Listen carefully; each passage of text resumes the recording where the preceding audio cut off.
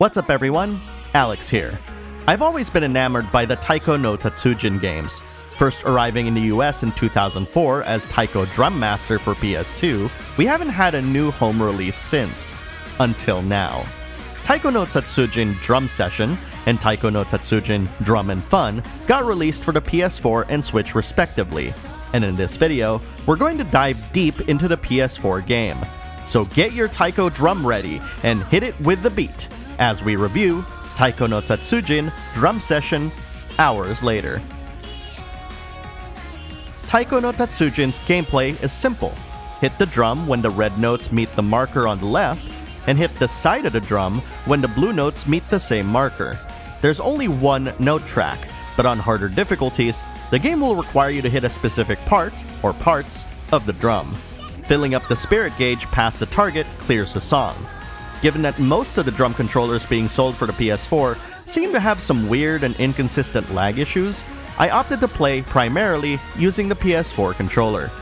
The default controller layout seemed a bit weird for me, so I chose to use Type 2, which means that the D-pad and face buttons hit the left and right part of the drum respectively, with the L buttons and R buttons hitting the left and right side of the drum respectively. Taiko no Tatsujin Drum Session does not have any sort of single-player progression whatsoever. Instead, you can choose any song you'd like to play in the provided list, without limitation. In addition to 4 difficulty settings, each song has a star rating to indicate how difficult its notations are compared to other songs. Some songs actually allow you to challenge guest opponents, like Heihachi, Pac-Man, and Hatsune Miku.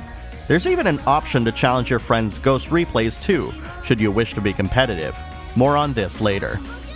After finishing a song, you will be shown a bingo card with different goals. By successfully forming a line in the bingo card, you will get a Dawn coin to spend to unlock treasure boxes, which contain customizations for your Dawn, titles to call yourself, and greetings for display when playing online. These treasure boxes are like loot boxes, in that they give you a random reward when opening them. Collecting these customizations can be addicting, and some of the outfits are often out there and funny looking. Upon filling up a bingo card, you can opt to try to complete a more difficult version of the bingo card, which will push you to play better and try out harder difficulties. But for the most part, the original bingo card is completed.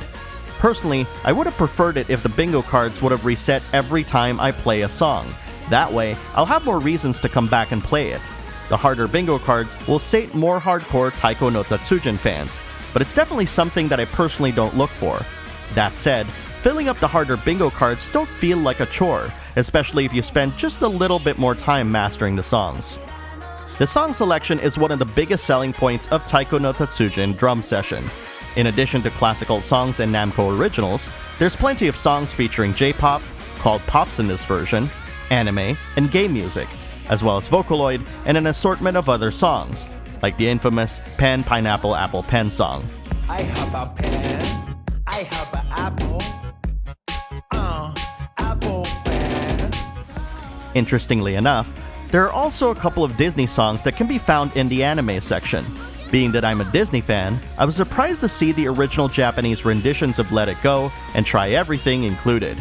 I know many of you are sick of the former, but playing it on a taiko drum is a different experience altogether. There's a few ways the Taiko no Tatsujin Drum Session encourages multiplayer play. For starters, upon completion of any song, your replay data will be uploaded to Bandai Namco servers so that your friends can play against you. Also, the game features an asynchronous multiplayer mode, where you'll randomly match against other players' replay data to beat their high score. There are also special events that occur as well, and you can earn special currency to buy special customizable items while these events are happening. I'll readily admit that making the multiplayer this way makes it feel like a low-impact activity, and I was more inclined to play with this mode because of it. The added bonus of this mode, randomly selecting songs, is also a good way to discover the songs in the game's lineup, and there's a ton of songs to play with. The game's online multiplayer does not require a paid PlayStation Plus subscription as well, adding more to the list of reasons why anyone should check it out. You can also play the game against another person next to you, like previous versions of the game. Most music games offer meaty campaigns, and after playing through several songs in Taiko no Tatsujin Drum Session, I admit that I kinda miss that. Don't get me wrong, I love how I can just pick a song out of a list and just straight play them. But there's something to be said about trickling content so you can discover things as they're unlocked. Ultimately though, the real draw of this game is its cute and wonderful visuals, which sits alongside the wonderfully curated music that it has.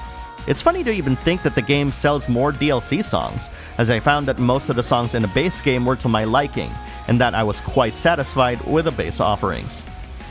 For being the first Taiko no Tatsujin game I've owned, Drum Session is a fairly traditional game that offers enough thrills for anyone who has a hankering for some fun and unique music gameplay.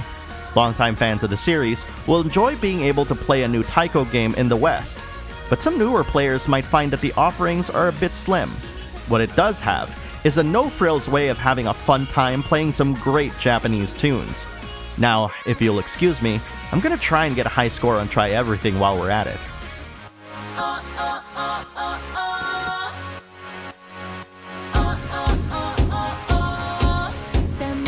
Thanks for watching this review.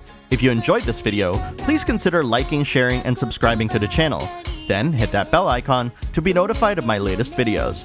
Also, follow me on Twitter at MyBacklogBattle for the latest on upcoming videos, and to chat about video games. Thanks for watching, and have a wonderful gaming week.